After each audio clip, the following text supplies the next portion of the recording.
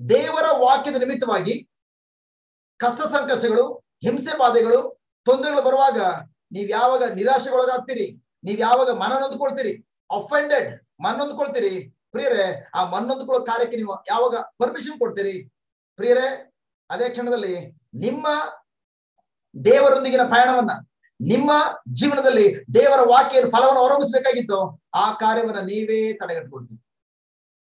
ಅದಕ್ಕೆ ಯಾರು ಹೇಳಂಗಿಲ್ಲ ಪ್ರಿಯರೇ, ಸೈತನ್ ತಡೆಗಟ್ಬಿಟ್ಟ ನನ್ನ ಕ್ರಿಸ್ತಿಯ ಜೀವಿತವನ್ನ, ನಾನು ಮೊದಲು ಪವರ್ಫುಲ್ ಆಗಿ ಸೇವೆ ಮಾಡ್ತದೆ, ಸೈತನ್ ತಡೆಗಟ್ಬಿಟ್ಟ. No no no no no no Satan ತಡೆಗಟ್ಟಿಲ್ಲ. ಸೈತನ್ ತೊಂದರೆಗಳು ತರುವಾಗ, ಹಿಂಸೆ ಬಾಧೆಗಳು ತರುವಾಗ, ಅವ್ರ ಮೂಲಕ ಒತ್ತಡ ತರುವಾಗ ನೀವು ಮನನೊಂದುಕೊಂಡು ನಿಮ್ಮ ಜೀವಿತವನ್ನ ನೀವೇ ತಡೆಗಟ್ಟಿಕೊಂಡು ಹಾಳು ಮಾಡ್ಕೊಂಡಿದ್ದೀರಿ. ಓಕೆ, ಅದನ್ನೇ ಕ್ಲಿಕ್ ಮಾಡಿ ಬದ. ಜಸ್ಟ್ ಮಾರ್ಕನ ಶುಭ ಸಂದೇಶ 4ನೇ ವಾಕ್ಯ 17.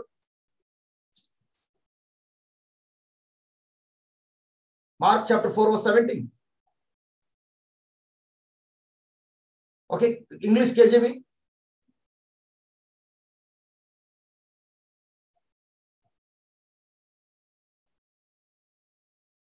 Yeah, praise God. Hallelujah. 4ನೇ ವಾಕ್ಯ 17 ಇಂಗ್ಲಿಷ್. ಓಕೆ, KJV ಏನ್ ಹೇಳ್ತದೆ ವಾಕ್ಯ?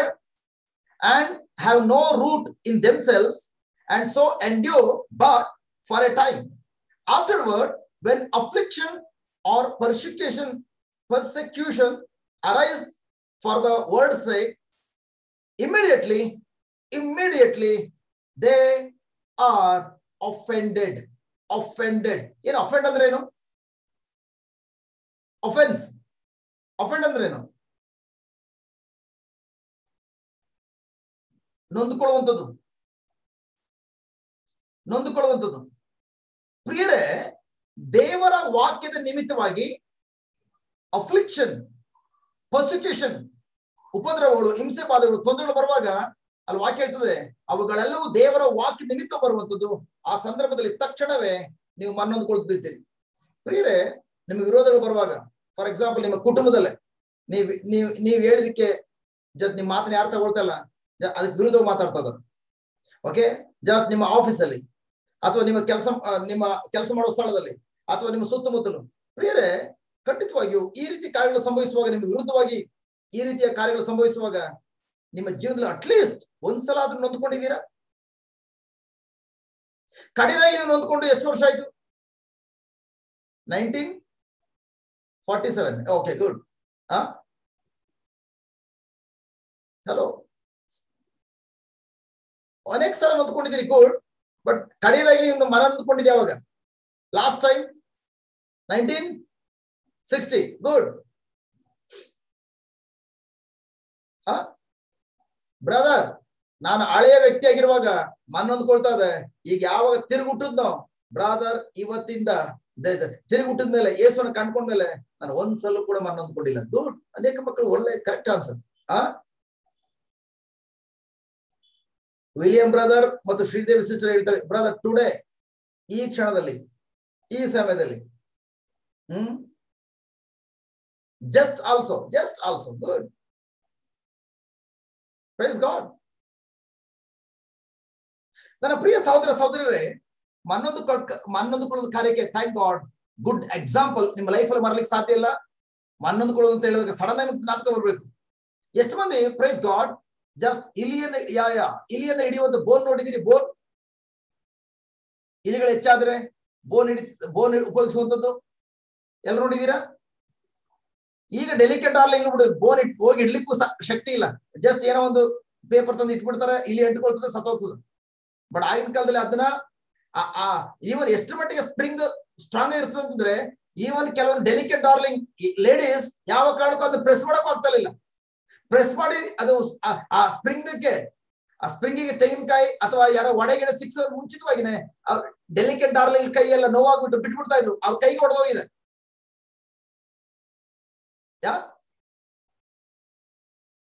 ಬಟ್ ಪ್ರೈಸ್ ಬಿಡಿ ಗಾಡ್, ನಾವೆಲ್ಲರೂ ಕೂಡ ಬೋನ್ ನೋಡಿದ್ದೇವೆ. ಕರೆ ಪ್ರಿಯರೇ, ಆ ಬೋನ್ ನಾವ್ ಯಾತಕ್ಕೆ ಉಪಯೋಗಿಸ್ತೇವೆ ಅಂತಂದ್ರೆ, ಮನೆಯಲ್ಲಿರುವಂತ ವ್ಯಕ್ತಿಗಳು ಅವರ ಮನೆಯಲ್ಲಿ ತಾವಿಟ್ಟಿರುವಂತ ವಸ್ತುಗಳನ್ನ ಆ ಇಲಿಗಳು ಹಾಳು ಮಾಡ್ತವೆ ಎಂದು ತಿಳಿದು ನೀವು ಬೋನ್ ಹಿಡಿತೀರಿ. ಪ್ರಿಯರೇ, ಬೋನ್ ತಗೊಂಡಾಗ ಹಾಗೆ ಇಟ್ಬಿಟ್ರೆ ಇಲಿಗಳು ಬೀಳ್ತಾವ? ನೋ. ಬೋನ್ ಅನ್ನ ಓಪನ್ ಮಾಡಿ ಇಲಿಯನ್ನ ಆಕರ್ಷಣೆ ಮಾಡ್ಲಿಕ್ಕಾಗಿ ಒಡೆಯನ್ನ ಅಥವಾ ಇಲ್ಲಿ ತೆಂಗಿನಕಾಯಿ ಚೂರನ್ನ ಏನೋ ಒಂದು ಒಳಗಡೆ ಹಾಕ್ತೀನಿ. ಕರೆಕ್ಟ್? ಪಾಪ ಇಲ್ಲಿ ಅದರ ಆಕರ್ಷಣೆಗೆ ಒಳಗಾಗಿ ಒಳಗಡೆ ಬರ್ತದೆ. ಉದಾಹರಣೆಗೆ ನಿಮ್ಮ ಮನೆಯಲ್ಲಿ ಒಂದು 10 ಇಲಿಗಳಿವೆ, ಡೈಲಿ ನಿಮ್ಗೆ ತೊಂದರೆ ಕೊಡ್ತಾನೆ ಇವೆ. ಎಲ್ಲವನ್ನ ಬಟ್ಟೆಗಳು ಕಚ್ಚಾಕುವಂಥದ್ದು ಅಥವಾ ರೇಷನ್ ಅಥವಾ ಹಣ್ಣುಗಳೆಲ್ಲ ತಿನ್ನಾಕುವಂಥದ್ದು ಎಲ್ಲ ವೇಸ್ಟ್ ಮಾಡ್ತದೆ. ನೀವು ಬೋನ್ ಇಟ್ರಿ, ಬೋನ್ ಇಟ್ಟ ಮೇಲೆ ಪ್ರೈಸ್ ಬಿಡಿಗೋ, ಪ್ರತಿದಿನ ಅದೇ ಮಾರ್ಗದಲ್ಲಿ ಬರುವಂತ ಇಲಿ ಇವತ್ತು ಕೂಡ ಅದೇ ಮಾರ್ಗದಲ್ಲಿ ಬಂದಿದೆ. ನೀವು ಬೋನಲ್ಲಿ ಅದನ್ನ ಆಕರ್ಷಣೆ ಮಾಡ್ಲಿಕ್ಕೆ ಒಡೆಯನ್ನು ಇಟ್ಟಿದ್ರಿ ಒಳಗಡೆ, ಮೂಸ್ ನೋಡ್ಬಿಟ್ಟು ವಾವ್ ಇವತ್ತು ಒಡೆ ಸಿಕ್ತು ನನಗೆ ಅಂತೇಳಿ ಖುಷಿ ಪಟ್ಟು ಆ ಇಲಿ ಏನಾದ್ರೂ ಒಳಗಡೆ ಹೋಗಿ ಹೊರಡ ಬಂದ್ಬಿಟ್ರೆ ತೊಂದರೆ ಇಲ್ಲ. ನೀವು ಬೋನ್ ಇಟ್ಟಿದ್ರು ಕೂಡ ಇಲಿ ಬೀಳ್ಬೇಕೆಂಬ ಕಟ್ಟಳೆ ಯಾವುದೂ ಇಲ್ಲ. ಒಳಗಡೆ ಹೋಗಿ ಡ್ಯಾನ್ಸ್ ಮಾಡ್ಕೊಂಡು ಹೊರಡ ಬರ್ಬೋದು, ತೊಂದರೆ ಇಲ್ಲ.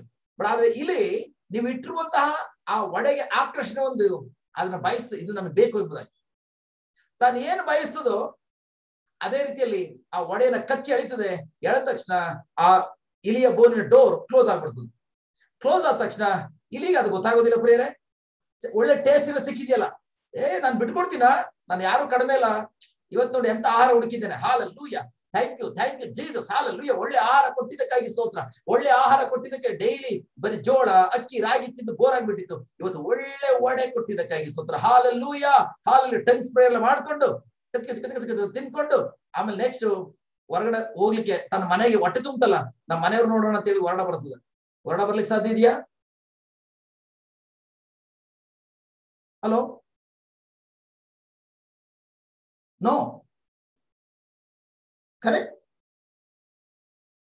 ಪ್ರಿಯರೇ, ಯಾವಾಗ ಅದು ಹೊರಡ ಬರ್ಲಿಕ್ಕೆ ಸಾಧ್ಯ ಇಲ್ವೋ ಅದು ಗೊತ್ತಾಯ್ತು, ಅಯ್ಯೋ ನಾನ್ ತಿಳ್ಕೊಂಡಿದ್ದೆ ನನ್ನ ಮನೆ ಯಜಮಾನ ತಾನು ಮಾಡಿದಂತ ಒಡೆಯನ್ನು ನನಗೆ ಕೊಟ್ಟಿದ್ದೇನೆ ಎಂಬುದಾಗಿ. ಇಲ್ಲಿ ನೋಡಿದ್ರೆ ಬೋನ್ ಇಟ್ಟು ನನ್ನನ್ನ ಕೊಲೆ ಮಾಡ್ಲಿಕ್ಕೆ ಕ್ಲೋಸ್ ಮಾಡಿ ಇಟ್ಟಿದ್ದಾನೆ. ಆದ್ರೂ ಪರವಾಗಿಲ್ಲ, ದೇವರನ್ನು ದೀರ್ಘಾಯುಸ್ ಕೊಟ್ಟಿದ್ದಾರೆ, ಯಾವ ಕೇಳ ಸಾಯ್ಲಿಕ್ಕೆ ಸಾಧ್ಯ ಇಲ್ಲ. ದೀರ್ಘಾಯುಸನ ಕೊಟ್ಟಿದ್ದಕ್ಕಾಗಿ ಸ್ತೋತ್ರ ಯೇಸುವೇ, ಹಾಲೆಲೂಯಾ ಹಾಲೆಲೂಯಾ ಅಂತೇಳಿ ಬೋನ್ ಒಳಗಡೆ ಕೂತ್ಕೊಂಡು ಇಲ್ಲಿ ಗಂಟೆಗಟ್ಲೆ ಅನ್ಯ ಭಾಷೆಯಲ್ಲಿ ಪ್ರಾರ್ಥನೆ ಮಾಡ್ತದೆ. ಮೈ ಗಾಡ್, ಆಗ ಪವಿತ್ರಾತ್ಮ ಬಂದು ಆ ಬಾಗಿಲು ಓಪನ್ ಮಾಡ್ತಾರೆ. ಕರೆಕ್ಟ್? ಹಲೋ, ಪವಿತ್ರಾತ್ಮ ಬಂದು ಓಪನ್ ಮಾಡ್ತಾರ? ಪ್ರಿಯರೇ, ನೀವು ಹಾಕಿರುವಂತಹ ಬೋನನ್ನ, ಇಲಿ ಬೋನನ್ನ ದೇವರು ಬಂದು ಡೋರ್ ಓಪನ್ ಮಾಡ್ತಾರ? ಅಕ್ಕಪಕ್ಕ ಬಂದು ಓಪನ್ ಮಾಡ್ತಾರ?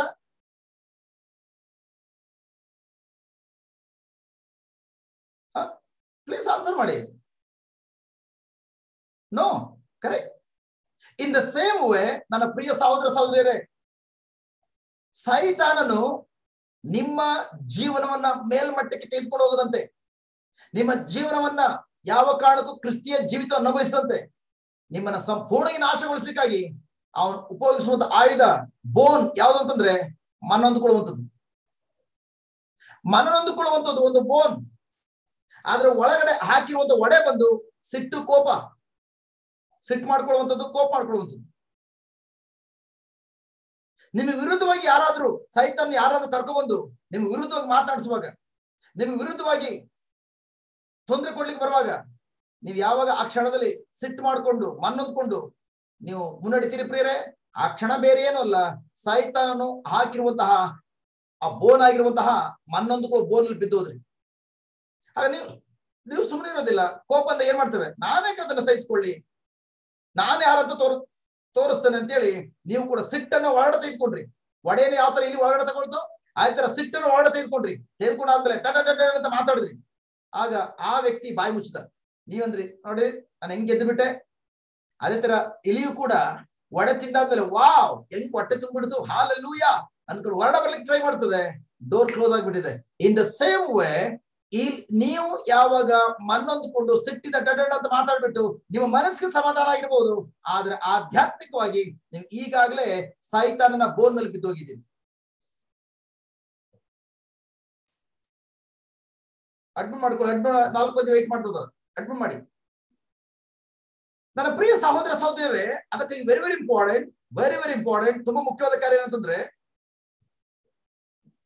ನೀವು ಒಂದ್ಸಲ ಮನ್ನೊಂದ್ಕೊಂಡು ಸಿಟ್ಟು ಮಾಡ್ಕೊಂಡು ಕೋಪ ಮಾಡ್ಕೊಂಡು ಬೋಲ್ ಬಿದ್ದೋದ್ಮೇಲೆ ನೀವೇನ್ ಮಾಡ್ತೀರಿ? ಅಲ್ಲಿ ಒಳಗಡೆ ಎದ್ಕೊಂಡು ಪ್ರೇ ಮಾಡ್ತೀರಿ, ಜೀಸಸ್ ಪ್ಲೀಸ್ ನನ್ನ ರಕ್ಷಣೆ ಕೊಟ್ಟಿದ್ದಕ್ಕಾಗಿ ಸ್ತೋತ್ರ, ಯೇಸುವೆ ನನಗೆ ಸಂಪೂರ್ಣವಾಗಿ ಬಿಡುಗಡೆ ಕೊಟ್ಟಿದ್ದಕ್ಕಾಗಿ ಸ್ತೋತ್ರ, ಹಾಲೆಲೂಯಾ ಹಾಲೆಲೂಯಾ, ಯೇಸುವೆ ಸ್ತೋತ್ರಪ್ಪ ಸ್ತೋತ್ರಪ್ಪ ಸ್ತೋತ್ರಪ್ಪ, praise God.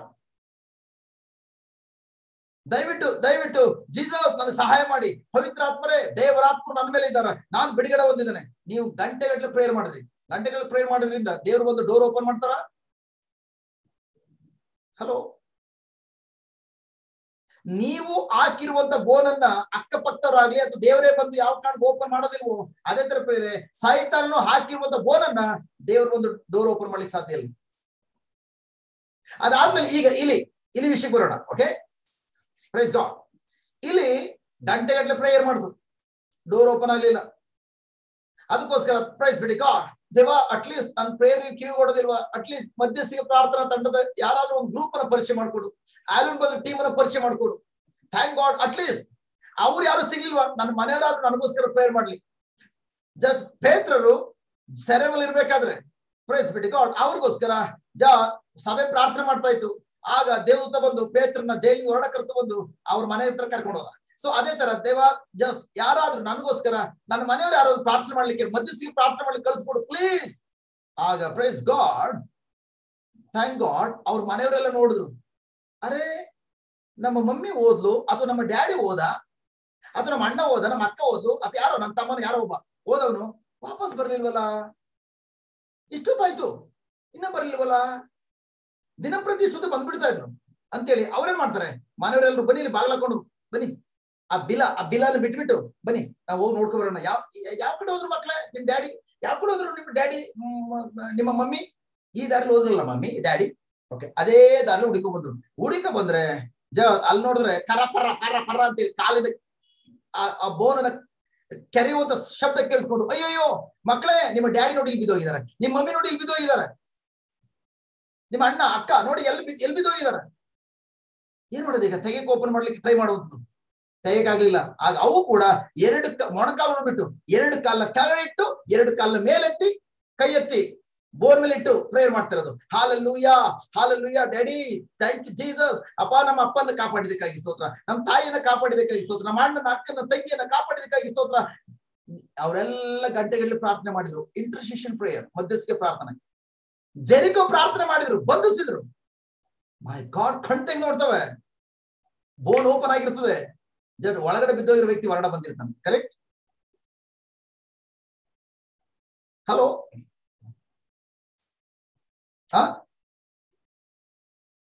No. In the same way ನನ್ನ ಪ್ರಿಯ ಸಹೋದರ ಸಹೋದರರೇ, ನೀವ್ ಯಾವಾಗ ಮನ್ನೊಂದ್ಕೊಳ್ತೀರಿ, ಸೈತಾನನ ಬೋನಲ್ಲಿ ಬಿದ್ದೋದ್ರಿ, ಸಿಟ್ಟು ಮಾಡ್ಕೊಳ್ತೀರಿ, ಆಲ್ರೆಡಿ ಸಿಟ್ಟು ಮಾಡ್ಕೊಂಡು ಮನ್ನೊಂದ್ಕೊಂಡಿರುವಾಗ ನೀವು ಈಗಾಗಲೇ ಬೋನಲ್ಲಿ ಬಿದ್ದೋಗಿದ್ದೀರಿ. ನಿಮಗೋಸ್ಕರ ಈವನ್ ಸಭೆ ಚರ್ಚ್ ನಿಮಗೋಸ್ಕರ ಪ್ರಾರ್ಥನೆ ಮಾಡ್ಬೋದು, ಮಧ್ಯಸ್ಥಿಕೆ ಪ್ರಾರ್ಥನೆ ತಂದವರು ಈವನ್ ಬ್ರದರ್ಗಳು ಪ್ರಾರ್ಥನೆ ಮಾಡ್ಬೋದು. ಯಾವ ಕಾರಣಕ್ಕೂ ಬೋನ್ ನಿಂದ ನೀವು ಹೊರಡ ಬರ್ಲಿಕ್ಕೆ ಸಾಧ್ಯ ಇಲ್ಲ. ನೋ.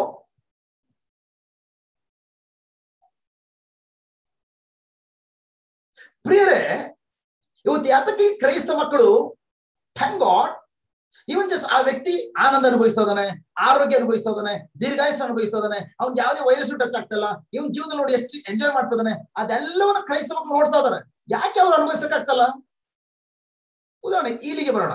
ಇಲಿ ಈಗ ಬೋನೊಳಗಡೆ ಬಿದ್ದಿರುವಂತ ಇಲಿ, ಓಕೆ, ಒಡೆ ತಿಂದ್ಬಿಡ್ತು. ಓಕೆ, ಅದಾದ್ಮೇಲೆ ನೀವು ಬೋನ್ ನೋಡಿದ್ರೆ ಗೊತ್ತಾಗ್ತದೆ, ಅದ್ರೊಳಗಡೆ ಕಿಂಡಿಗಳಿವೆ. ಆ ಕಿಂಡಿಗಳಿಂದ ಹೊರಗಡೆ ಇರುವಂತಹ ರಾಗಿ, ಅಕ್ಕಿ ಚೀಲ, ಈವನ್ ಗೋಧಿ, ಅಲ್ಲಿರುವಂತ ಬೇರೆ ಬೇರೆ ಹಣ್ಣು ಹಂಪಲುಗಳು ಎಲ್ಲವನ್ನ ನೋಡ್ಬೋದು. ಈವನ್ ಅಲ್ಲಿ ಬೇರೆ ಒಡೆಗಳಲ್ಲಿ ಇಟ್ಟಿರುವುದು ನೋಡ್ಬೋದು. ಬಟ್ ಅವುಗಳೆಲ್ಲವನ್ನ ಹೋಗಿ ಅನುಭವಿಸ್ಲಿಕ್ಕೆ ಸಾಧ್ಯ ಇದೆಯಾ? ತಿನ್ಲಿಕ್ಕೆ ಸಾಧ್ಯ ಇದೆಯಾ?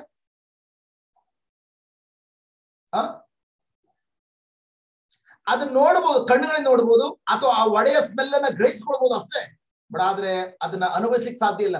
ಇನ್ ದ ಸೇಮ್ ವೇ, ಯಾಕೆ ಇವತ್ತು ಕ್ರೈಸ್ತ ಮಕ್ಕಳು ಯೇಸು ಕೊಟ್ಟದ ಯಥೇಚ್ಛ ಜೀವಿತವನ್ನ ಅನೇಕ ಮಕ್ಕಳು ಅನುಭವಿಸಿದ್ರು ಕೂಡ ಅವ್ರು ಯಾಕೆ ಅನುಭವಿಸಲಿಕ್ಕೆ ಆಗ್ತಲ್ಲ ಅಂತಂದ್ರೆ, ಈಗಾಗಲೇ ಮನ್ನೊಂದ್ಕೊಂಡು ಸಿಟ್ಟು ಮಾಡಿಕೊಂಡು ಸೈತನ್ನ ಬೋನಲ್ಲಿ ಬಿದ್ದೋಗಿರೋದ್ರಿಂದ ಆ ಕಿಂಡಿಯಿಂದ ನೋಡ್ತಾ ಇದ್ರೆ ಹೊರತು ಅದನ್ನ ಅನುಭವಿಸಕ್ ಆಗ್ತಲ್ಲ.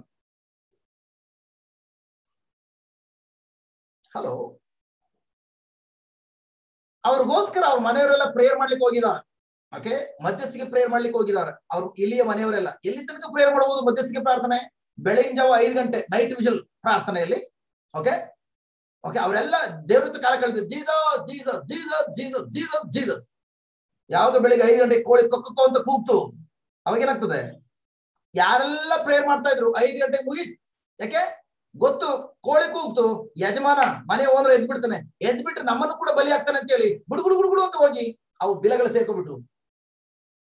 ಆಗ ಯಜಮಾನ 5 ಗಂಟೆಗೆ ಅಲ್ರಾಮ್ ಇಟ್ಟಿದ್ದ, ಕೊಕ್ಕೋ ಕೋಳಿ ಕೂಗ್ತು, ಎದ್ ನೋಡಿದ್ರೆ ಎಲ್ಲಿ ಬೋನ್ ಇಟ್ಟಿದ್ದ ಅಲ್ಲಿಂದ ಶಬ್ದ ಬರ್ತಾ ಇದೆ, ಕರ್ರ ಪರ್ರ ಕರ್ರ ಪರ್ರ ಕರ್ರ ಪರ್ರ. ಓ, ಯಜಮಾನ ಗೊತ್ತಾಯ್ತು, ಸರ್ರೆಗಿರಿ ಇಲಿನೇ ಬಿದ್ದಿದೆ. ಎಲ್ಲವನ್ನ ಕಚ್ಚಿ ಕಚ್ಚಿ ತಿಂತ ಹಾಳು ಮಾಡ್ತಾ ಇದ್ದ, ಸರ್ರೆಗಿರಿ ಇಲಿನೇ ಬಿದ್ದಿದೆ. ಆಗ ಸಪೋಸ್ ನೀವು ಬೋನ್ ಹಾಕಿದ್ರೆ ಆ ಇಲಿಯನ್ ಏನ್ ಮಾಡ್ತೀರಿ? ಅಯ್ಯೋ ಪಾಪ, ನಾವು ಕ್ರಿಶ್ಚಿಯನ್ ಅಲ್ವಾ, ಅದಕ್ಕೆ ಅದ್ ಬಿಟ್ಬಿಡೋಣ, ಪ್ರೈಸ್ ಗಾಡ್, ನಾವು ಯಾರಿಗೂ ತೊಂದರೆ ಕೊಡಬಾರ್ದು. Hallelujah hallelujah. ಜನಗಳು ಬೇಕಾದ್ರೆ ನಾವು ತೊಂದರೆ ಕೊಡ್ಲಿ, ಬಟ್ ಇಲಿಗಳು ತೊಂದರೆ ಕೊಡಬಾರ್ದು. ಇಲಿಗಳು ತೊಂದರೆ ಕೊಟ್ರು ಪರವಾಗಿಲ್ಲ, ಜನಗಳು ತೊಂದರೆ ಕೊಟ್ರೆ ಬೇಕಾದ್ರೆ ಮುಯ್ ತೀರ್ಸೋಣ. ಇಲಿ ತಾನೆ ಪಾಪ, ಏನೆಲ್ಲ ಕಚ್ಕೊಂಡು ತಿಂದ ಹಾಳು ಮಾಡ್ಲಿಕ್ಕೆ ತೊಂದರೆ ಇಲ್ಲ, ಬಿಟ್ಬಿಡೋಣ, ಹೊರಗಡೆ ತಗೊಂಡು ಬಿಡ್ತೀರಾ? ಏನ್ ಮಾಡ್ತೀರಿ? ಥ್ಯಾಂಕ್ ಗಾಡ್, ಜಸ್ಟ್ ಅದು ದೊಡ್ಡದಾಗಿದ್ರೆ 2-3 ಪೀಸ್ ಮಾಡಿ, ಮೈ ಗಾಡ್, ತವ ಮೇಲೆ ಹಾಕಿ ಮಸಾಲೆ ಹಾಕಿ ಫ್ರೈ ಮಾಡಿ, ಮೈ ಗಾಡ್, ಹಾಲೆಲೂಯ ಹಾಲೆಲೂಯ, ಒಳ್ಳೆ ಫಸ್ಟ್ ಕ್ಲಾಸ್ ಆಗಿ just praise be to God. Just chicken ಕಬಾಬ್ ಅನ್ನು ಯಾವ ತರ ತಿಂತೀವಿ ಅದೇ ತರ ಪ್ರೈಸ್ ಬಿಟ್ಟಿ ಗಾಡ್, ಇಲಿಯ ಕಬಾಬ್. ಕರೆಕ್ಟ್? ಹಲೋ, ಏನು ಕಲ್ಪನೆ ಮಾಡ್ಕೊಳ್ತಾ ಇದ್ದೀರಾ ಯಾವ ತರ ಟೇಸ್ಟ್ ಇರ್ತದೆ ಎಂಬುದಾಗಿ? ಒಬ್ರು ಆನ್ಸರ್ ಕೊಡ್ತಲ್ಲ. ಜೋಶೋಗ ಅವರು ಕಬಾಬ್ ಮಾಡ್ಕೊಂಡು ತಿಂತೀರಾ ಇಲಿನ? ಎಸ್ ಅಂತ ಹಾಕಿದ್ದೀರಿ? ಏನ್ ಮಾಡ್ತವೆ? ಆ ಇಲಿಯನ್ನ ಒಡೆದು ಸಾಯಿಸ್ತವೆ. ಕರೆಕ್ಟ್? ಹೇಗೆ ಹೊಡೆದು ಸಾಯಿಸ್ತವೆ? ಹೇಗೆ ಹೊಡೆದು ಸಾಯಿಸ್ತವೆ? ಆ ಬೋನ್, ಒಳ್ಳೆ ಭಾರವಾಗಿರೋ ಬೋನ್, ಈಗ ಒಳಗಡೆ ದೊಡ್ಡಣ್ಣ ಇದಾರೆ, ಆ ಬೋನ್ ತೆಗೆದುಕೊಂಡು ಚೀಲ ಒಳಗಡೆ ಹಾಕಿ, ಓಕೆ, ಬೋನನ್ನ ಶೇಕ್ ಮಾಡ್ತವೆ, ಇಲ್ಲಿ ಕೆಳಗಡೆ ಬೀಳ್ತದೆ. ಅದಾದ್ಮೇಲೆ ಚೀಲವನ್ನ ಕುಟುಂಬಿ ಕಟ್ಕೊಳ್ತವೆ, ಈ ಬೋನ್ ತೆಗೆದಿಡ್ತವೆ. ಯಾಕೆ ಇನ್ನ ಬೇರೆ ಎಲಿಗಳಿವೆ ಹಿಡಿಲಿಕ್ಕೆ. ಈ ಚೀಲ ಹಿಡ್ಕೊಂಡು ನೆಲದ ಮೇಲೆ ಇಟ್ಕೊಂಡು ಕೋಲಿಂದ ಹೊಡೆದ್ವಿ, ನಮ್ ಕೈಗೆ ನೋವಾಗ್ತದೆ, ಅದು ಸಿಗೋದಿಲ್ಲ ಕೈಗೆ, ಓಡಾಡ್ತದೆ, ಚೀಲ ಒಳಗಡೆ ಎಲ್ಲ ಓಡಾಡ್ತದೆ. ಅದಕ್ಕೆ ನಾವೇನ್ ಮಾಡ್ತೇವೆ? ಕುಟುಂಬಿ ಇಟ್ಕೊಂಡು ಬಟ್ಟೆ ಒಗಿತಾರಲ್ಲ, ಬಟ್ಟೆ ಒಗಿ ನೆಲಕ್ಕೆ ಒಗಿವಾಗ ಏನಾಗ್ತದೆ? ಇಲ್ಲಿ ಒಂದೇಟು ಸತ್ತು ಹೋಗ್ತದ? No no. ಪ್ರೈಸ್ ಬಿಡಿ ಗಾಡ್. ಜಾಸ್ ಏನ್ ಮಾಡ್ತದೆ? ಅದು ಒಂದೊಂದು ಏಟು ಹೊಡಿವಾಗಲೂ ಕೂಡ ಅದು ಸುಮ್ಮನೆ ಇರೋದಿಲ್ಲ, ಬದಲಾಗಿ ಸೈಲೆಂಟ್ ಪ್ರೇ ಮಾಡ್ಕೊಂಡಿರೋದಿಲ್ಲ, ಸುದ್ದಿ ಮಾಡ್ತದೆ. ಯಾಕೆ ಕಿರ್ಚಾಡ್ತದೆ? ಯಾಕಂದ್ರೆ ಒಂದೊಂದು ಏಟುಗಳು ಕೂಡ ಅದಕ್ಕೆ ನೋವಂತ ಅರ್ಥ ಇದೆ. ಕೆಲವೊಂದು ಬೆರಳುಗಳು ಮುರಿದೋಗ್ತದೆ, ಕಾಲುಗಳೆಲ್ಲ ಮುರಿದೋಗ್ತದೆ, ಕೊನೆ ತಲೆ ಜಜ್ಜಿ ಹೋಗ್ತದೆ, ರಕ್ತ ಬರ್ತದೆ, ಕಣ್ಗುಡ್ಡೆ ಹೊರಡ ಬಂದ್ಬಿಡ್ತದೆ, ಕೊನೆಗೆ ಹೊಟ್ಟೆ ಬಿರಿದು ಕಳ್ಳೆಲ್ಲ ಹೊರಡ ಬಂದು ಸತ್ತೋಗ್ತದೆ. ಅಲ್ಲಿ ತನಕ ಬಿಡೋಲ್ಲ, ಸಾಯ ತನಕ. Correct? In the same way ನನ್ನ ಪ್ರಿಯ ಸಹೋದರ ಸಹೋದರಿಯರೇ, ಒಂದ್ಸಲ ನೀವು ಇಲಿ ಬೋನಲ್ಲಿ ಬಿದ್ದೋದ್ರಿ, ಅದರ್ಥ ಸೈತನ್ನ ಬೋನ್ ಆಗಿರೋದು ಮಣ್ಣೊಂದುಕೊಂಡು ಸಿಟ್ಟು ಮಾಡ್ಕೊಂಡು ಆ ಬೋನಲ್ಲಿ ಬಿದ್ದೋದ್ರಿ ಪ್ರಿಯರೇ. ನೆಕ್ಸ್ಟ್ ಎಲ್ಲಿ ಗೊತ್ತಾ? ಅದನ್ನ ಇಟ್ಟಿರುವಂತ ಸಾಯ್ತ ಸುಮ್ಮನೆ ಬಿಡೋದಿಲ್ಲ. ನೆಕ್ಸ್ಟ್ ನಿಮಗೆ ಚೀಲದೊಳಗೆ ಹಾಕ್ಬಿಟ್ಟು ಅವ್ನು ಒಂದೇ ಸಲ ಸಾಯಿಸೋದಿಲ್ಲ, ಡೈಲಿ ರುಬ್ತಾ ಇರ್ತಾನೆ. ಡೈಲಿ ರುಬ್ಬುವಾಗ ಹೆಂಡತಿ ಭಾಷೆ ಗಂಡನ ಅರ್ಥ ಆಗೋದಿಲ್ಲ, ಗಂಡನ ಭಾಷೆ ಹೆಂಡತಿಗೆ ಅರ್ಥ ಆಗೋದಿಲ್ಲ, ಅಪ್ಪಮ್ಮನ ಭಾಷೆ ಮಕ್ಕಳಿಗೆ ಅರ್ಥ ಆಗೋದಿಲ್ಲ, ಮಕ್ಕಳ ಭಾಷೆ ಅಪ್ಪಮ್ಮನಿಗೆ ಅರ್ಥ ಆಗೋದಿಲ್ಲ. ಎಲ್ಲ ಕಾಯ್ಪೈ ಎಲ್ರು ಅರೆ ಏನ್ರಿ ಆಯ್ತು, ನಾನು ಸ್ವಲ್ಪ ಮಾತಾಡ್ತಾ ಇದೀನಿ, ಏನ್ ಕಾಯ್ಪೈ ಅಂತ ಇದ್ದೀರಿ? ಅಲ್ಲ ಮಗನೇ, ನಾನು ಒಂದ್ ಸ್ವಲ್ಪ ನಿನ್ನ ಹತ್ರ ಮಾತಾಡಿದ್ದು, ಏನ್ ಕಾಯ್ಕಾಯಿ ಅಂತ ಇದೀಯಾ? ನಿಮ್ಮ ತಂದೆ ತಾಯಿಗಳಿಗೆ ಅಥವಾ ನಿಮ್ಮ ಅಕ್ಕನಿಗೆ ಅಥವಾ ಗಂಡನಿಗೆ ಹೆಂಡತಿಗೆ ಯಾರಿಗೆ ಕೂಡ ಗೊತ್ತಾಗ್ತಲ್ಲ. ಅದೇನಂತಂದ್ರೆ ಸೈತಾನ್ನು ನಿಮ್ಮನ್ನ ಚೀಲದಲ್ಲಿ ಹಾಕಿ ರುಬ್ತಾರ. ಒಂದು ಚೀಲದಲ್ಲಿ ಹಾಕಿ ಪ್ರತಿಯೊಂದು ರುಬ್ಬುವಾಗ ಏನಾಗ್ತದೆ? ಎಲ್ಲಾ ಕಡೆ ಗಾಯಗಳು, ಎದೆ ನೋವು, ಹಾರ್ಟ್ ಅಟ್ಯಾಕ್, ಕಿಡ್ನಿ ಸಮಸ್ಯೆ, ಲಿವರ್ ಸಮಸ್ಯೆ, ಮಂಡಿ ನೋವು, ಸೊಂಟ ನೋವು, ತಲೆನೋವು, ಮೈಗ್ರೇನ್ ಎಲ್ಲ ಉದ್ಭವ ಆಗುವಂಥದ್ದು ಚೀಲದೊಳಗಡೆ ಸೈತಾನ್ ಡೈಲಿ ರುಬ್ತಾ ಇರೋದ್ರಿಂದ. ನನ್ನ ಪ್ರಿಯ ಸಹೋದರ ಸಹೋದರಿಯರೇ, ವೆರಿ ವೆರಿ ಇಂಪಾರ್ಟೆಂಟ್. ಈಗ ನಿಮ್ಮ ನೀವು ಪರೀಕ್ಷೆ ಮಾಡ್ಕೊಳ್ಳಿ. ಎಷ್ಟು ಮಂದಿ ಥ್ಯಾಂಕ್ ಗಾಡ್ ಜಸ್ಟ್ ಬೋನ್ ಒಳಗಡೆ ಇದ್ದೀರಿ? ನೀವು ಬೋನ್ ಒಳಗಡೆ ಇದ್ದೀರಾ ಅಥವಾ ಚೀಲದಲ್ಲಿ ಇದ್ದೀರಾ?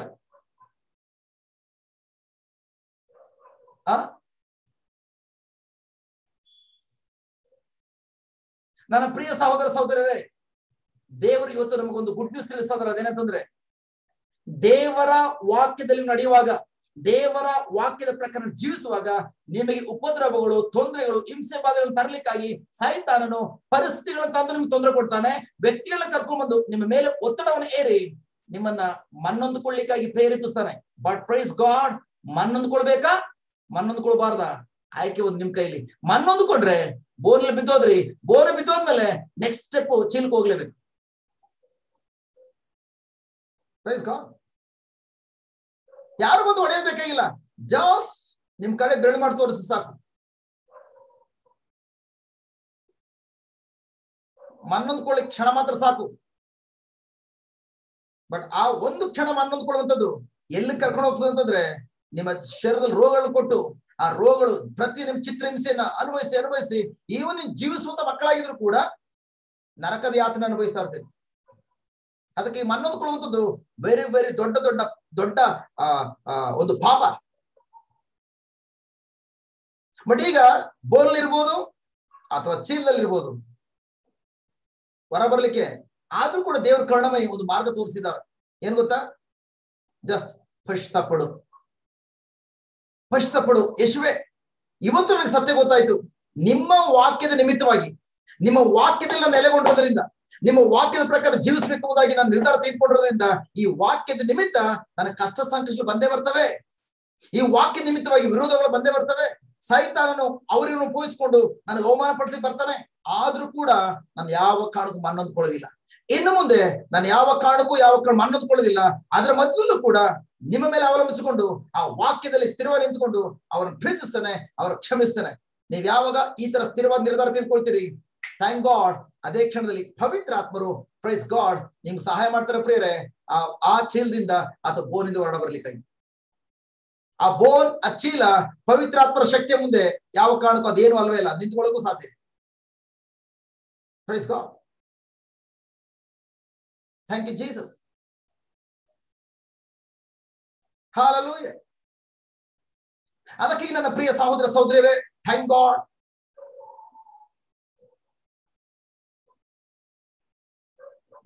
ದೇವರು ನಿಮ್ಮ ಬಗ್ಗೆ ಹಾಕಿಕೊಡದ ಯೋಜನೆಯನ್ನ, ಆ ಉದ್ದೇಶವನ್ನ ಯಾವ ಸೈತಾನನಿಂದ ಆಗ್ಲಿ ದುರಾತ್ಮನಿಂದ ಆಗ್ಲಿ ತಡೆಗಟ್ಟಲಿಕ್ಕೆ ಸಾಧ್ಯ ಇಲ್ಲ. ಆ ದುರಾತ್ಮ ಮಾಡುವ ಕೆಲಸ ಏನಂತಂದ್ರೆ, ನಿಮಗೆ ಕೆಟ್ಟ ಪರಿಸ್ಥಿತಿನ ತಂದು ನಿಮ್ಗೆ ತೊಂದರೆ ಕೊಳ್ಳಿ ಬರ್ತಾನೆ, ತೊಂದರೆಗೊಳಗಾಗುವಂತೆ ಮಾಡ್ತಾನೆ. ಅಷ್ಟು ಮಾತ್ರ ಅಲ್ಲ, ಅನೇಕ ವ್ಯಕ್ತಿಗಳನ್ನ ಉಪಯೋಗಿಸಿಕೊಂಡು ನಿಮ್ಮ ಮೇಲೆ ಒತ್ತಡ ಏರೋದ್ರ ಮೂಲಕ ಹಿಂಸೆಗೊಳಪಡಿಸ್ತಾನೆ. ಅಷ್ಟು ಮಾತ್ರವಲ್ಲ, ನಿಮಗೆ ಬಾಧೆಗಳನ್ನು ಕೊಡ್ಲಿಕ್ಕಾಗಿ ವ್ಯಕ್ತಿಗಳು ಉಪಯೋಗಿಸ್ಕೊಳ್ತಾನೆ. ಆ ಸಂದರ್ಭದಲ್ಲಿ ಪ್ರಿಯರೇ, ನೀವ್ ಯಾವಾಗ ನಿರಾಶೆಗೊಳಗಾಗ್ತೀರಿ, ನೀವ್ ಯಾವ ಮನ್ನೊಂದುಕೊಳ್ತೀರಿ, ಆ ಮನ್ನೊಂದುಕೊಳ್ಳೋದಕ್ಕೆ ನೀವು ಅಪ್ಪಣೆ ಕೊಟ್ರಿ, ಅದೇ ಕ್ಷಣದಲ್ಲಿ ಪ್ರಿಯರೇ ಜಸ್ಟ್ ನೀವು ಬೋನಲ್ಲಿ ಬಿದ್ದೋಗಿ ನಿಮ್ಮ ಪಯಣವನ್ನ, ನಿಮ್ಮ ಮೇಲ್ಮಟ್ಟಕ್ಕೆ ಹೋಗುವಂತ ಕಾರ್ಯವನ್ನ ನೀವೇ ತಡೆಗಟ್ಟುಕೊಳ್ತೀರಿ. ಅದಕ್ಕಾಗಿ ನಿಮ್ಮ ಭವಿಷ್ಯದಲ್ಲಿ ಮೇಲ್ಮಟ್ಟಕ್ಕೆ ಹೋಗಕ್ ಆಗ್ತಲ್ಲ ಅಂತಂದ್ರೆ ಕಾರಣ, ಅದಕ್ಕೆ ನಿಮ್ಮ ಗಂಡ, ಹೆಂಡತಿ, ಮಕ್ಕಳು ಯಾರಿಗೂ ನಾವು ಸಬೂಬನ್ನು ಕೊಡಂಗಿಲ್ಲ. ಅದಕ್ಕೆ ನಾನೇ ಕಾರಣಕರ್ತನಾಗಿದ್ದೇನೆ. ನನ್ನ ಏಳಿಗೆಯನ್ನ ನಾನೇ ತಡೆಗಟ್ಟುಕೊಂಡಿರುವ ವ್ಯಕ್ತಿಯಾಗಿದ್ದೇನೆ. ಹಾಗಾದ್ರೆ ಯಾರಾದ್ರೂ, ನಾನು ಬ್ರದರ್ ಡೈಲಿ ಪ್ರೇಯರ್ ಮಾಡ್ತಾ ಇದೀನಿ ಬ್ರದರ್, ಆದ್ರೂ ಕೂಡ ನನಗೆ ಆರೋಗ್ಯ ಸಿಗ್ತಲ್ಲ ಬ್ರದರ್, ನಾನು ಡೈಲಿ ಪ್ರೇಯರ್ 3 ಗಂಟೆಗೆ ಎದ್ದು, ಬೆಳಗ್ಗೆ 3 ಗಂಟೆಗೆ ಎದ್ದು ಪ್ರೇಯರ್ ಮಾಡ್ತಿದ್ದೇನೆ, 3 ಗಂಟೆಗೆ ಎದ್ದು ಪ್ರೇಯರ್ ಮಾಡಿದ್ರು ಕೂಡ ನೀವು ಬೋನ್ಲಿ ಇದ್ರೆ ಪ್ರಿಯರೇ, ಯಾವುದೇ ಕಾರಣಕ್ಕೂ ದೇವರು ನೀಡುವಂತ ಆಶೀರ್ವಾದದ ಕಾರ್ಯಗಳನ್ನ ನೀವು ಯಾವತ್ತಿಗೂ ಅನುಭವಿಸಲಿಕ್ಕೆ ಸಾಧ್ಯ ಇಲ್ಲ. ಬರೀ ನೋಡ್ತೀರಿ, ಅವ್ರವ್ರ ಜೀವನದಲ್ಲಿ ಆಗದ್ ನೋಡ್ತೀರಿ ಅಷ್ಟೇ, ನಿಮ್ ಜೀವನದಲ್ಲಿ ಮಾತ್ರ ಆಗೋದಿಲ್ಲ. ನಾನು 3 ಗಂಟೆಗೆ ಪ್ರೇಯರ್ ಮಾಡಿದೆ, ನಾಗೇಂದ್ರ ಬ್ರದರು ಆ ವ್ಯಕ್ತಿ ಯಾವ ಮಾಡ್ಕೊಳ್ಳೋರಲ್ಲ, ಉಪವಾಸನೂ ಮಾಡಲ್ಲ, ಬಟ್ ಆದ್ರೆ ಥ್ಯಾಂಕ್ ಗಾಡ್ ಪ್ರಾರ್ಥನೆ ಮಾಡಲ್ಲ, ಬಟ್ ಹೆಚ್ಚಿಗೆ ಬರೀ ದೇವ್ರ ವಾಕ್ಯ ಅಂತ ಇರ್ತಾನೆ. ಬಟ್ ಆದ್ರೆ ಆ ವ್ಯಕ್ತಿ ಜೀವನದಲ್ಲಿ ನೋಡ್ಬಾರಯ್ಯ, ಅವ್ನು ನೋಡಿದ್ರೆ ಪ್ರೀಚರ್ ತರ ಕಾಣೋದೇ ಇಲ್ಲ. ಯಾವ್ದೋ ಒಂದು ಟಿ ಶರ್ಟ್ ಹಾಕತಾನೆ, ಕೂತ್ಕೊಳ್ತಾನೆ, ಜಸ್ಟ್ ಒಳ್ಳೆ ಲೋಕಲ್ ವ್ಯಕ್ತಿಗಳ ತರ, ಜಸ್ಟ್ ಆ ವ್ಯಕ್ತಿಯಲ್ಲಿ ಪ್ರಬೋಧಕನ ಅಭಿಷೇಕ ಇದೆ ಅಂತಾನೆ ಗೊತ್ತಾಗೋದಿಲ್ಲ, ಏನೇನೋ ಮಾತಾಡ್ತಾರ. ಬಟ್ ಆದ್ರೆ ಆ ವ್ಯಕ್ತಿ ಜೀವನ ಯಾಕೆ ಮೇಲ್ಮಟ್ಟಕ್ಕೆ ಹೋಗ್ತದೆ?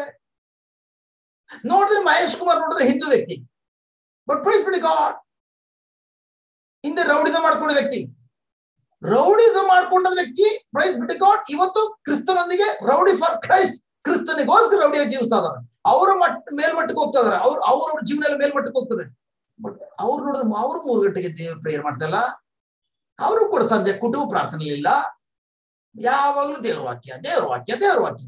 ಅರೆ ನಾವ್ ಇಷ್ಟೆಲ್ಲ ಮಾಡಿದ್ರು ಕೂಡ ನಾವ್ ಯಾಕೆ ಮೇಲ್ಮಟ್ಟ ಬರಕ್ಕಾಗ್ತಲ್ಲ? ಅದಕ್ಕೋಸ್ಕರ 3 ಗಂಟೆಗೆ ಎದ್ರೆ ಸಾಲಲ್ಲ, 1:15 ಎದ್ದು ನೋಡ್ತೀನಿ. ವಾರಕ್ಕೊಂದಿನ ಉಪವಾಸ ಮಾಡೋದು ಸಾಲಲ್ಲ, ವಾರಕ್ಕೆ 2 ಸಲ ಉಪವಾಸ ಮಾಡ್ತೀನಿ. ಅಲ್ಲಿಗೆ ಹೋಗ್ತೀನಿ, ಇಲ್ಲಿಗೆ ಹೋಗ್ತೀನಿ, ಹಿಂಗೆ ಸುತ್ತಾಡಿ ಅವ್ರಿಗೆ ಗೊತ್ತಾಗಲ್ಲ ಪ್ರಿಯರೇ, ಅವ್ರು ಇನ್ನೂ ಕೂಡ ಸೈತಾನನ ಬೋನಲ್ಲಿ ಬಿದ್ದೋಗಿದ್ದಾರೆ ಎಂಬುದಾಗಿ. ಜೋಶುವಾಗ ಅವರು ಯಾರಾದ್ರೂ ನಮ್ಗೆ ಇದನ್ನ ಹೇಳ್ಕೊಟ್ಟಿದ್ರ ಶಕ್ತವಾಗಿ? ಯಾಕಂದ್ರೆ ನೀವು ನೆನ್ನೆ ಹೇಳಿದ್ರಿ, ನಾನು ಅನೇಕ ಪ್ರಾರ್ಥನಾ ಕೂಟಗಳಲ್ಲಿ ಹೆಚ್ಚಿನ ಸಮಯ ಕಾಲ ಕಳೆದಿದ್ದೇನೆ. ಬಟ್ ಆದ್ರೆ ಎಲ್ರು ಹೇಳಿದ್ರು ಶಕ್ತವಾಗಿ ಪ್ರಾರ್ಥಿಸಿ, ಪ್ರಾರ್ಥನಾ ಕೂಟಕ್ಕೆ ಬನ್ನಿ. ಬಟ್ ಆದ್ರೆ ಪ್ರಾರ್ಥನಾ ಕೂಟಕ್ಕೆ ಹೋದ್ರು ಕೂಡ ನೀವು ಇನ್ನೂ ಕೂಡ ಇಲಿಯ ಬೋನಲ್ಲಿ ಬಿದ್ದಿದ್ರಿ ಎಂಬುದಾಗಿ ಯಾರು ಕೂಡ ನಮ್ಗೆ ಕಲ್ಸ್ಕೊಡ್ಲಿಲ್ಲ. ಎಲ್ರು ಹೇಳ್ತಾರೆ ಮನ್ನೊಂದ್ಕೊಳ್ಬೇಡಿ ಅಂತ ಹೇಳ್ತಾರೆ. ಬಟ್ ಯಾವ ರೀತಿ ಮನ್ನೊಂದ್ಕೊಳ್ಬಾರ್ದು ಆ ಸೂತ್ರವನ್ನು ಯಾರು ಕಲ್ಸ್ಕೊಟ್ಟಿಲ್ಲ.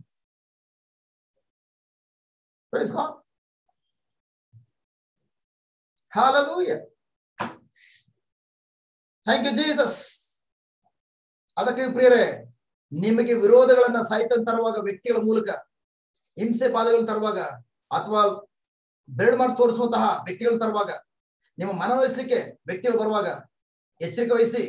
ಆ ಸಮಯ ಬಂದು ಪ್ರೈಸ್ ಗಾಡ್, ಒಂದು ನೀವು ಬೋನು ಬಿದ್ದೋಗೋ ಸಮಯ ಇಲ್ಲದೆ ಹೋದ್ರೆ ಪ್ರೈಸ್ ಬಿಟ್ಟು ಗಾಡ್ ಅದನ್ನ ಜಂಪ್ ಮಾಡ್ಕೊಂಡು ಥ್ಯಾಂಕ್ ಗಾಡ್, ದೇವರು ನಿಮಗೋಸ್ಕರ ಇಟ್ಟಿರುವಂತಹ ಆ ಯೋಜನೆಗಳ ಹಾದಿಯಲ್ಲಿ ಮುನ್ನಡೆದು ದೇವರು ಕೊಡುವಂತಹ ಒಂದೊಂದು ಕಾರ್ಯಗಳನ್ನು ಕೂಡ ಅನುಭವಿಸುವ ಸಮಯ. ಉದಾಹರಣೆಗೆ ಮತ್ತೆ ಇಲ್ಲಿ ಬರೋಣ. ನೀವು ಪ್ರತಿದಿನ ಬೋನ್ ಹಾಕಿ 10 ಇಲಿಗಳಲ್ಲಿ 9 ಇಲಿನ ಹಿಡಿದ್ರಿ. ಓಕೆ, 9 ಇಲಿಗಳನ್ನು ಹಿಡಿದಿರ್ತೀರಿ. ಪ್ರಿಯರೇ, ನನ್ನ ಪ್ರಾಕ್ಟಿಕಲ್ ಎಕ್ಸ್ಪೀರಿಯನ್ಸ್, ಓಕೆ, ನಾನು 8ನೇ ಕ್ಲಾಸಿನ 10ನೇ ತರಗತಿ ತನಕ ಮಾಸ್ಟರ್ ರೂಮ್ ಅಲ್ಲಿ ಏನಿದೆ ಇಲಿಗಳು ಸಿಕ್ಕಾಪಟ್ಟೆ ಇತ್ತು. ಎಷ್ಟು ಮಟ್ಟಿಗೆ ಅಂತಂದ್ರೆ ನಾನು ಎಂಬಡಿಯನ್ನು ಕೂಡ ರಾತ್ರಿ ಬಂದು ಕಚ್ಕೊಂಡು ತಿಂದ್ಬಿಡು ಚರ್ಮನ, ಅಷ್ಟರ ಮಟ್ಟಿಗೆ ಇಲಿಗಳಿದ್ವು. ಓಕೆ, ಒಂದು ತೋಟದ ಒಳಗಡೆ ನಮ್ದು ಮನೆ ಇದ್ದಿದ್ದು. ಓಕೆ, ಮಾಸ್ಟರ್ ರೂಮ್ ಅಲ್ಲಿ ನಾನು ಮಾಸ್ಟರ್ ಜೊತೆಲಿ ಇದ್ದವನು ಹೈಸ್ಕೂಲಲ್ಲಿ. ಪ್ರಿಯರೇ, 10 ಇಲಿಗಳಲ್ಲಿ 9 ಇಲಿಯನ್ನು ನೀವು ಹಿಡಿಯಬಹುದು. Thank god. ಒಂದು ಗುಡ್ ನ್ಯೂಸ್ ಏನಂತಂದ್ರೆ ಪ್ರಿಯರೇ, 10ನೇ ಇಲಿ ನೀವು ಈವನ್ ಬೋನಲ್ಲಿ ಒಡೆ ಹಾಕ್ಬೋದು, ಇಲ್ಲ ಅದಕ್ಕೆ ಫಸ್ಟ್ ಕ್ಲಾಸ್ಗೆ ಆಕರ್ಷಣೆ ಮಾಡ್ಲಿಕ್ಕೆ ಬೇರೆ ಯಾವುದೇ ವಸ್ತು ಇಡಬಹುದು. 10ನೇ ಇಲಿಯನ್ನು ನೀವು ಹಿಡಿಲಿಕ್ಕೆ ಸಾಧ್ಯ ಇಲ್ಲ. ಯಾಕೆ ಗೊತ್ತಾ? 10ನೇ ಇಲಿ ಏನ್ ಮಾಡ್ತದೆ ಅಂತಂದ್ರೆ, ಅರೆ ನಮ್ಮ ಮನೆಯವರೆಲ್ಲರೂ ಕೂಡ ಇದೇ ರಸ್ತೆಲಿ ಹೋದ್ರು, ಒಬ್ರು ವಾಪಸ್ ಬರ್ಲಿಲ್ವಲ್ಲ, ಎಲ್ಲೋದ್ರು, ನಾನು ಕೂಡ ಇದೇ ರಸ್ತೆಲಿ ಹೋಗೋಣ, ಅದೇ ಹಾದಿಲಿ ಬರ್ತದೆ. ಅದೇ ಹಾದಿಲಿ ಬರುವಾಗ ನೀವು ಬೋನನ್ನ ಜಸ್ಟ್ ಬೋನ್ನಲ್ಲಿ ಆಕರ್ಷಣೆ ಮಾಡ್ಲಿಕ್ಕಾಗಿ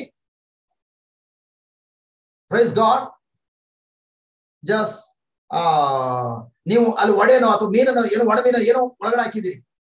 ಬಟ್ ಆಗ ಇಲ್ಲಿ ಏನ್ ಮಾಡ್ತದೆ, ಮೂಸ್ ನೋಡ್ಬಿಟ್ಟು ಏನ್ ಮಾಡ್ತದೆ, ನಮ್ಮ ಮನೆಯವು ಹಾಳಾದವು, ದೇವರು ದೀರ್ಘಾಯಸ್ಸನ್ನು ಕೊಟ್ಟಿದ್ರು ಕೂಡ ಈ ಒಂದು ಕ್ಷಣ ಮಾತ್ರ ಸುಖಭೋಗಕ್ಕಾಗಿ, ಕ್ಷಣ ಮಾತ್ರದ ಈ ಆಕರ್ಷಣೆಗೆ ಸೆಳೆತಕ್ಕೆ ಒಳಗಾಗಿ ತಮ್ಮ ಆಯಸ್ಸನ್ನ ಸಂಪೂರ್ಣ ಹಾಳು ಮಾಡ್ಕೊಂಡು, ಬಟ್ ನಾನಂತೂ ಇದು ಬಿದ್ದೋಗೋದಿಲ್ಲ ಅಂತ ಹೇಳಿ ಅದೇನ್ ಮಾಡ್ತದೆ, ರೆಡಿ 1 2 3 ನೀವು ಬೋನ್ ಇಟ್ಟಿದ್ರೆ ಈ ಕಡೆಯಿಂದ ಆ ಕಡೆ ಜಂಪ್ ಮಾಡಿ ಅಲ್ಲಿರುವಂತ ಅಕ್ಕಿ ಚೀಲ, ರಾಗಿ ಮೂಟೆ ಎಲ್ಲವನ್ನು ಲೂಟಿ ಮಾಡ್ಕೊಂಡು ಚೆನ್ನಾಗಿ ತಿನ್ಕೊಂಡು ಮತ್ತೆ ಜಂಪ್ ಮಾಡ್ಕೊಂಡು ಪ್ರೈಸ್ ಬಿಡಿ ಗಾಡ್ ಅದು ತನ್ನ ಗುಳಿಯನ್ನ ಸೇರ್ಕೊಳ್ತದೆ, ತನ್ನ ಸ್ಥಾನವನ್ನ ಸೇರ್ಕೊಳ್ತದೆ. ಮೂಸ್ ನೋಡೋದ್ರಿಂದ ಅದು ಗೊತ್ತಾಗ್ಬಿಡ್ತು.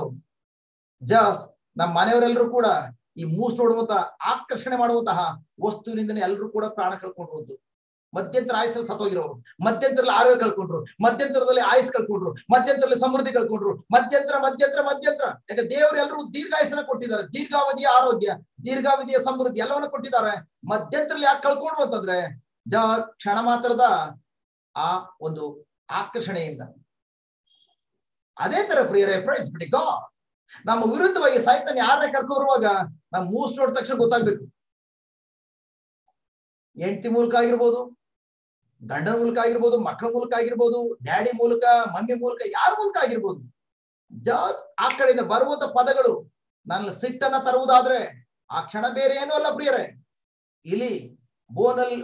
ಇಲಿಯನ್ನ ಹಿಡಿಲಿಕ್ಕಾಗಿ ಯಾವ ರೀತಿ ಮನೆ ಯಜಮಾನ ಬೋನ್ ಇಟ್ಟಿದಾನೋ ಅದೇ ತರ ಆ ಸಿಟ್ಟನ್ನ ಉತ್ಪತ್ತಿ ಮಾಡ್ತಿರುವಂತಹ ಅದರ ಮೂಲ ಪುರುಷ ಸೈತಾನನು ಆಲ್ರೆಡಿ ಬೋನ್ ಅನ್ನ ರೆಡಿ ಮಾಡಿಟ್ಟಿದ್ದಾನೆ ಎಂಬುದಾಗಿ ಮೂಸ್ ನೋಡಿದ ತಕ್ಷಣ ಗೊತ್ತಾಗ್ಬಿಡ್ತದೆ.